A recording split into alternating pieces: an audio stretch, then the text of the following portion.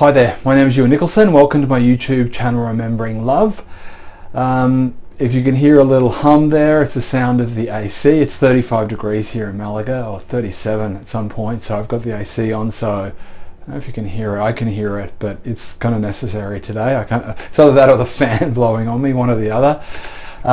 Welcome to the channel. If you're new to this channel, this is a channel where we look at topics of healing childhood trauma, C-PTSD, and all the various things in between. If you like that kind of content and you're interested in that kind of content, please click on the like and subscribe button. I pretty much put out videos every week, and that'll keep you up to date on the videos that I put out. If you're not new to this channel and you're back here for a second, third, or fourth time, welcome back. Thanks for coming back. Now, the subject of today's video is how do we be more lovingly aware of what we fearfully avoid? And on one level, I think if you were to kind of sum up one aspect of healing childhood trauma, I think that would be a very good sentence. How do we be more lovingly aware of what we fearfully avoid? Like, how do we be more conscious of the stuff we kind of push away and push down and push under that we kind of don't really want to look at? And how do we do that? I'd like to look and share with you in this video today just how I've tried to do that more. I try to do that more, and what's involved in that, and what does it mean to be lovingly aware of anything, and how do we use that loving awareness to tackle and address the things that we ultimately fearfully avoid. Now, for me, my experience of dealing with childhood trauma is, I think a good analogy is a little like we have these interior rooms inside of us made up of memories and the past, and some of those interior rooms and memories are pretty benign. You know, what I had for lunch yesterday, what I had for breakfast this morning, what I did on a holiday a year ago, etc., etc. But then obviously as we go further back and we have a history of childhood trauma, some of those rooms are more painful. Some of those rooms are more charged with energy and trauma that we can spend a lifetime avoiding, or spend a lifetime denying or suppressing. We can, I think in my experience at least, some of those rooms of trauma, those rooms of pain, I not only didn't go in and look at them, I sealed over the door, wallpapered it, and pretended that room didn't even exist. In my mind, I could walk down that corridor of my mind, and that room just, it wasn't a room there. And that's the nature of suppression. It's the nature of how we deal with these things at times. But you start this healing journey. Often there's rumblings from that room. There's an odor that starts to come out, and the pain that's been locked away starts to leak into our lives through, whether it's addiction or relationship breakup or whatever. We have these crises, and we start to feel like there is something there that I no longer can avoid, or the pain of avoiding it has now started to be greater than what I think is contained in there. So we take the wallpaper down, we take the plaster off, we see there is a door, and we start to take a look in. And as we do that, we can feel a repelling feeling. I still do, when it comes to particularly memories of sexual trauma, memories that are loaded with a lot of pain and shame, that there is, even though I know that room is there, even though at times I open the door a little, there is still this, feels like a repelling force. And how do we deal with that? How do we deal with the conundrum that in order to heal my pain, I have to be with my pain, but to be with my pain, I have to come against an avoidance of my pain, and a comfortability in that avoidance, like I just prefer not to do it.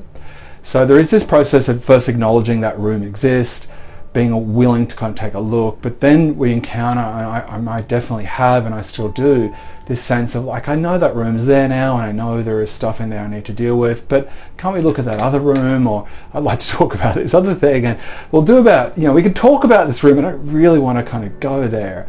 And at some point, I think you do reach some aspect of your journey where you feel like I do need to give it more attention. So how do we do that? Now, how I've been doing, or how I've been trying to work on it, is particularly through the practice of mindfulness and meditation, is to develop an experience of loving awareness, to spend more time with my attention on my attention, or to have concentrated periods of time where I am working to feel less identified with my thoughts and feelings and reactions, and more identified with that aspect of me which is observing, witnessing, or aware of the content of my consciousness rather than the content itself. And feeling that at some point there is a lovingness in that, there is a compassion in that awareness, that it isn't just an empty open sky, but there is also a warmth in that awareness, a non-judgmental, compassionate warmth in that which it observes. So to begin with, I think certainly fostering that experience, or in my meditation practice, feeling more connected to my loving awareness, or not my loving awareness, let's just call it loving awareness, is a starting point on one level.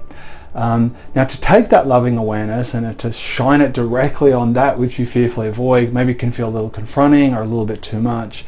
So to begin with, I think a good practice is just to occupy that loving awareness, to feel that loving awareness with things which are a little less confronting, maybe habits or judgments or aspects of your life that that don't feel like that there's too much of a pushback.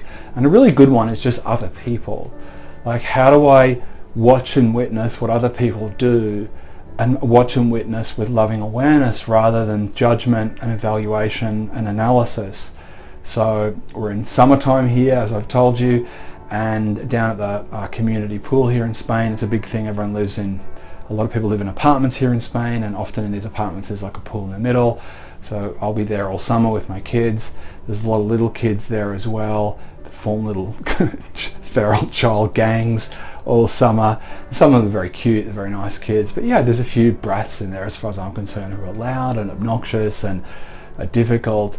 And I can just sit there like a really grumpy old person, get off my lawn kind of thing, just judging these little 5-year-olds and just judging them really, and being very critical of these poor little 5 or 4 or 6 who I consider to be brats, you know, who are just, and my daughters who are teenagers consider them brats as well. So we can just sit there and just judge them. And I've been practicing the last few weeks of just not doing that, of just occupying or feeling my loving awareness and looking at their obnoxious or bratty behavior through the lens of compassionate awareness, of just their behavior isn't good, it's not bad, it's just, it is what it is. And why get into this story in my mind of this and that, why are the parents telling them off, and just all the various judgments and analysis I can get into, which is all just has no bearing on reality. I'm not going to intervene or do anything. It's just me sitting there being cantankerous and grumpy and judgmental. So to begin with, practicing loving awareness to, just to things that are more benign or things that are less charged and loaded is a good starting point. And the second thing is the awareness that it does take some level of safety. I think if you bring your attention to that which you fearfully avoid in a forced way, or a sense of, well, I think I should do this, I better do it, and you're trying to recover traumatic memory, and you're trying to go really deep really quickly before you've developed some sense of kind of safety, then I think, you're going to re-traumatize yourself. It's not going to help. It's going to make it harder to go back there again. If you've got a broken ankle, before you start putting weight on it, it has to recover. It has to feel some safety and strength in its use first. So I think in the process of healing childhood trauma, there is this just general thing of developing psychological and physiological safety. And I've talked about in a lot of other videos with TRE, Safe and Sound Protocol, and developing a really good relationship with a therapist or a trauma recovery coach, whatever it may be, and getting to a point where you feel psychologically safe enough and stable enough to look at some of these issues, look at these rooms without feeling like they're just going to throw you. And it's a very intuitive or personal thing. There is no benchmark or no, it's a very personal thing. So I think that's the second thing, is to ensure that we work on our safety first before we do anything else or go anywhere else. You could have a whole YouTube channel just on safety, of how do you develop psychological and physiological safety, and you could probably do hundreds of videos just on that topic alone. So that's one thing, to say, well, we develop an experience of loving awareness, an awareness of loving awareness. We practice it on more benign things, and then we look at ensuring before we go to any of these rooms that we do feel some level of psychological safety.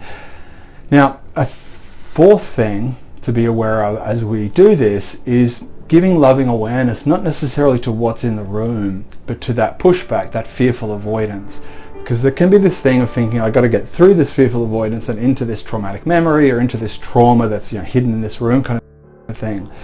But also to be aware of the avoidance itself has its own signature, it has its own feeling. And to me, the best way I could describe it is like when you get two chess pieces, the two magnets, and they don't join together. I don't know what the technical term for that is, that are opposites, and you can feel the repelling force as they go up against each other. That's how the avoidance feels. It just feels like this invisible repelling force.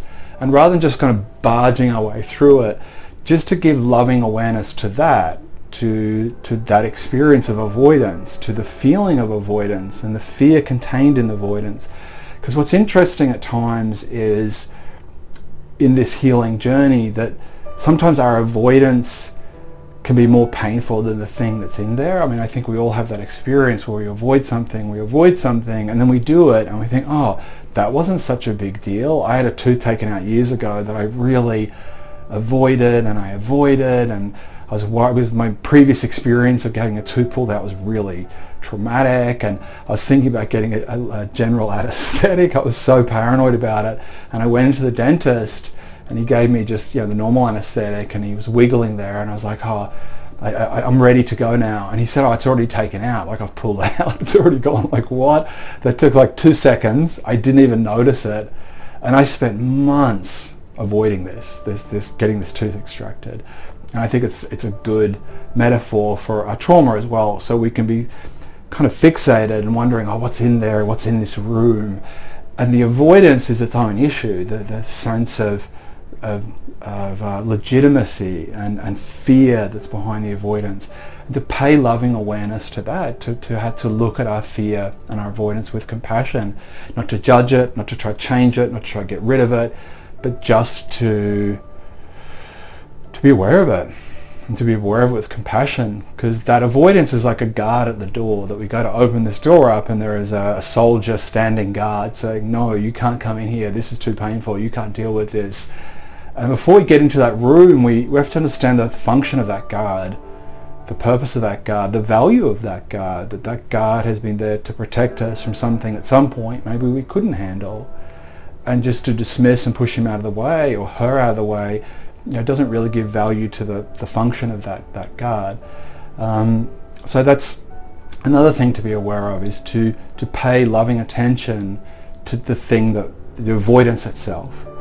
And then as we're able to do that, little by little we can look into this room. We can look into this room, not with it necessarily a sense of erasing, deleting, fixing the trauma that's there, but just here it is. That with loving awareness, I open the doors of this trauma, I open the doors of this room, and just accept this is what's here. And I don't really have to change it, I don't have to transform it, I can be present with it. And that is to be present with the pain, to be present with the trauma. But as you can see, the process of arriving at that has a complexity to it, it has a process to it. And I think if you start therapy or you start this journey and you just want to go straight into the meat and bones of it all and go and excavate every single room in your interior house, you can just, these rooms have a way of disappearing and reappearing somewhere else. So there is a slowness required, a patience required, and a trust required in some kind of process. And to me, developing a connection with loving awareness is critical and really important to that process of addressing what we fearfully avoid. As we become more conscious, we just naturally become less unconscious. So it's not a force or an effort, it's just we widen our awareness, we occupy that loving awareness space more frequently and more deeply, then we're just better able to look at all the rooms in our house and uncover more and more and more in a safe and stable way. So I hope this has made sense. I hope this has resonated with you. If you've enjoyed this video, again, please like and subscribe. If you've got any insights or experiences you'd like to share regarding your own experience of loving awareness, or avoidance, or the two together, please put them in the comments below. Thank you very much for coming. Please take care of yourself, and bye-bye. And yes, I'm about to go downstairs to the pool. It's 35 degrees. I'm about to look at all these little brats and approach them with loving awareness. So wish me luck. Thank you.